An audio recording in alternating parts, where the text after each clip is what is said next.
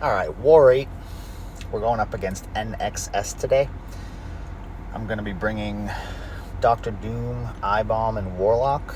This is my first time using Dr. Doom and I-Bomb in a war scenario. I just got Dr. Doom not even a month ago, and I have the 5-star max rank, but I don't get to use him ever in war because we have a bunch of R4s running around, so they're not going to assign a 5-star. So it was actually kind of cool to get to use him. So right here, I've knocked him down. He has a feat of strength, and I go for a combo into a heavy, not remembering that he is stun immune when he has feats of strength. So I made that mistake, but I'm actually kind of glad that I did, because I'm going to launch a special 3 in this fight. And if I hadn't made that mistake, I probably would have tried to Doom Cycle after the special 3, and I probably would have got clapped for it. So right here, throw my special 3. I know it's going to push him to 2 bars of power. I'm fine with that.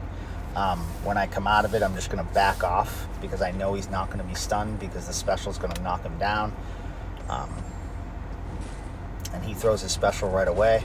So I'm definitely glad I didn't go for the Doom Cycle there. That would have hurt.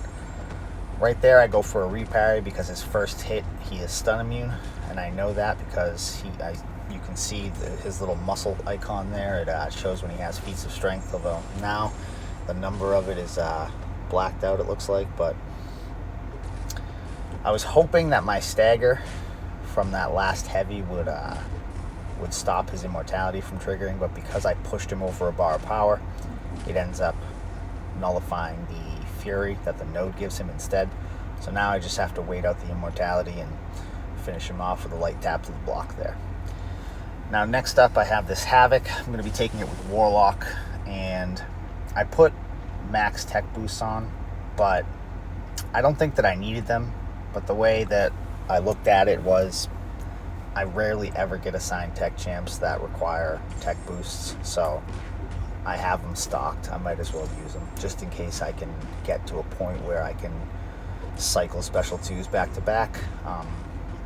And I know that he has willpower because we did a willpower check before I entered this fight, so I know that I'm going to be keeping him power drained as long as I can keep a debuff on him. And I have Resonate on. I figured because I was using I-Bomb in case I made any mistakes, and I had a bunch of poisons on the opponent, and be able to kind of keep me safe a little bit. But he goes down super easy. Definitely didn't need the tech boosts, but what are you gonna do? Might as well use them. So next up here, I have this Symbiote Supreme, and this is Rich Get Richer power gain. So I use an invuln for this because I know that he can get buffs, and I-Bomb can't, being a Defiance champ. So just in case he's stingy with his specials, I can tank a special 3 if I need to. And my strategy for playing I-Bomb is just going to be work to my special 2, throw my special 2, try to get a bunch of poisons on him, and build up to an acid burn. And that's how I'm going to take him down.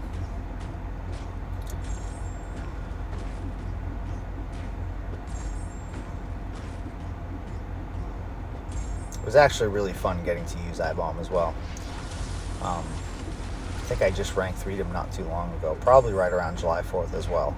Same time that I brought Doom up, and I haven't gotten a chance to really play around with him too much other than in Battlegrounds. So that was a super easy fight, very satisfying. Now next up here, I have this Cersei, and I knew that I was going to want an invuln for this fight too. And just in case, I slap on the greatest special 3 defense boost.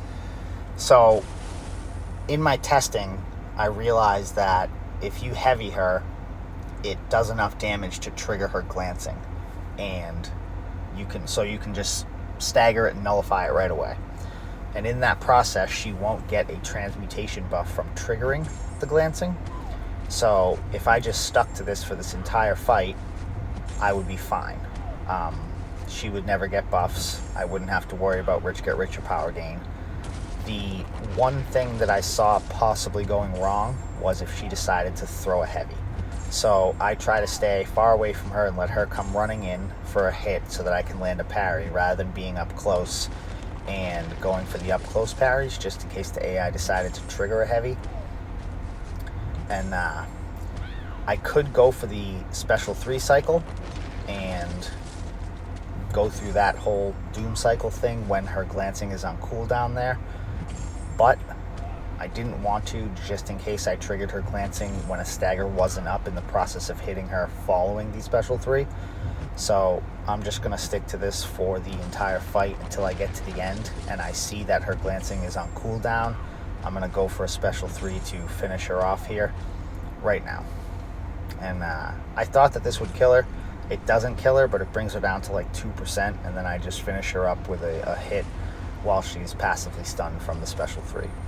So I managed to turn Doom into a parry heavy champ, and it felt like an accomplishment.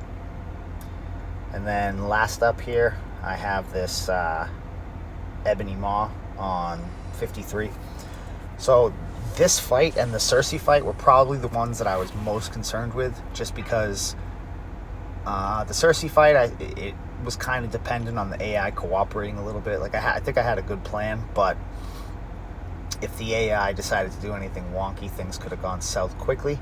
And then this fight was mainly just because I'm not used to using I-Bomb. Like I understand how to play Maw, but I really wasn't sure how it was going to go because I've never done it before, and I've never used I-Bomb versus Maw. So it was just that matter of not knowing that made me nervous about it. But it ended up being a super easy, straightforward fight, just like my officer said it would be. So basically the strategy is you can get a poison on him in many different ways, either him hitting you, you hitting his block, you hitting him. So the two things you want to pay attention to, if you can't knock him down a ton, because I tried not to parry too much in this one, so just pay attention to the falter. You don't want to trigger it, and just pay attention to the stun reflect. If you're gonna stun him, you don't want to do it while that thing's up, that blue icon right there. And a poison or incinerate will remove it for a certain period of time. I think it's like 12 seconds or something like that. So as long as that thing's down, you can parry him, but I didn't feel the need to parry him too much in this one, because I figured I could just keep dropping it and pay attention to falter, and the poisons and all that fun stuff would do the damage. And I think I'm going to finish pretty much with 100% health, because I'm healing from my own poisons and I'm healing from the falter that he applies to me. So definitely didn't need to be nervous about that one, but it can always be a little nerve-wracking when you're doing something that you've never done before. So we ended up winning this one, but the final score here is not very, it doesn't tell a good story of how the actual war went.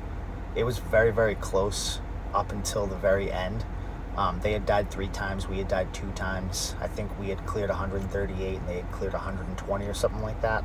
And I'm not sure what happened at the end for them, if they just had trouble in the last half of our defense, or we finished clearing first and they stopped boosting to conserve boost for the season. But all in all, it was a very good showing from them, and good luck on the season to NXS, and thank you for watching.